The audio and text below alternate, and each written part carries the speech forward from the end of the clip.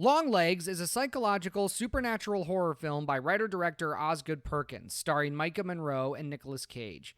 The movie is another offering by Neon, which has been biting at the heels of A24 for the last few years by producing movies that give filmmakers more creative room than other more mainstream studios. High risk, high reward, and the way Longlegs has been killing it in the box office since its opening weekend, I think the bean counters at Neon are very happy with their business decision. But success at the box office doesn't always a good movie make. So is Longlegs good? The answer is about as complicated as the movie itself.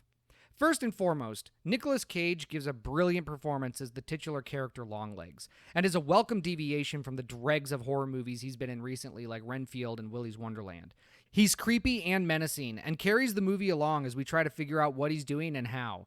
The rest of the actors also do a fine job. Maika Monroe is good as the introverted FBI Agent Lee Harker and gives good dramatic performances when the scenes require.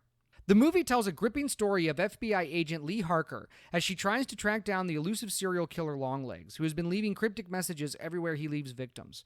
The problem is the murders are always murder-suicides, and there is never any evidence that would suggest somebody else was involved in the murders. Lucky for Agent Harker, she has some psychic ability that increases her premonition and allows her to predict things and see patterns better than the average person. This is where the movie starts to run into problems for me. If you're going to introduce a supernatural element to an otherwise very realistic and grounded story, you have to be careful with it. This specific plot device only served to let Harker find an unnamed killer in the beginning of the movie and decipher the coded messages Longlegs was leaving, then never touched on again. There are several other spoiler-type plot holes which I will not get into in this review, but although the movie is an enjoyable experience, the story could have been more streamlined and focused. You could have easily lost the psychic abilities of Agent Harker and just had her be a smart, resourceful agent who works to decipher Longlegs' coded messages, leading her to more clues about who he is and why he's killing people. This movie feels like it took pages from Silence of the Lambs and Seven and mashed them together in one movie, but didn't take the time to carefully craft a well-paced, thought-out murder mystery.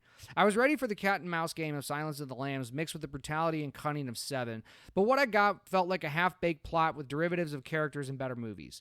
Don't get me wrong, I would still recommend this movie to horror fans, but I would recommend watching it with a grain of salt, as this is well-trodden land in the horror sphere, and even though Longlegs is good, there are better movies out there that are just like it.